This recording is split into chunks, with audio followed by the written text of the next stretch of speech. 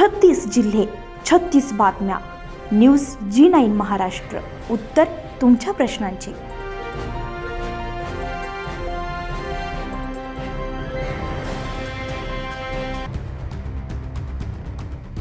राज्य विधान परिषद निवडणुकीच्या पार्श्वभूमीवर संपूर्ण जिल्ह्यामध्ये आदर्श आचारसंहिता लागू असताना तिवसा येथील सार्वजनिक बांधकाम विभागाच्या शासकीय विश्रामगृहात एक धक्कादायक प्रकार समोर आलेला आहे. भाजपचे आमदार राजेश वानखडे, भाजपचे माजी तालुकाध्यक्ष निलेश श्रीखंडे, माजी उपजिल्हाप्रमुख प्रदीप गौरखेडे यांच्यासह सुमारे 10 ते 15 व्यक्तींनी विधान परिषदेच्या निवडणुकीची आचारसंहिता नियम धाब्यावर बसवून शासकीय विश्रामगृहातील उच्चपदस्थांकरिता आरक्षित असलेल्या VIP सूटवर अनधिकृत ताबा मिळवलाय आणि तिथे मद्यपान पार्टी आयोजित केल्याचा गंभीर आरोप करण्यात आलाय. या प्रकरणी आचारसंहितेचा भंग केल्याबद्दल संबंधित राजकीय पदाधिकारी आणि निष्काळजीपणा करणाऱ्या जबाबदार अधिकाऱ्यांवर तात्काळ कठोर कारवाई करण्यात यावी या मागणीचे निवेदन आज अमरावतीच्या जिल्हाधिकाऱ्यांना सादर करण्यात आले.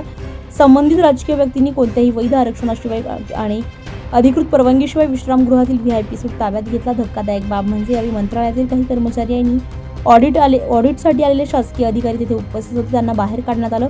शिवाय रेस्ट हाऊस कर्मचाऱ्यांना शिवीगाळ आणि दमदाटी सुद्धा करण्यात आली आहे. जिल्हाधिकारी यांना देण्यात आलेल्या तक्रारीची प्रत अमरावतीच्या पोलीस अधीक्षक ग्रामीण यांना ही माहिती आणि कारवाईसाठी पाठवण्यात आली आहे. या प्रकरणात जिल्हाधिकारी यांनी कठोर कारवाई करण्याचं आश्वासन दिले. तिवसा नगर पंचायतचे विरोधी पक्षनेते अनिल थूल, नगरसेवक वैभव वानखडे, सामाजिक कार्यकर्ते प्रशांत कांबळे यांनी जिल्हाधिकाऱ्यांना तक्रार दिली.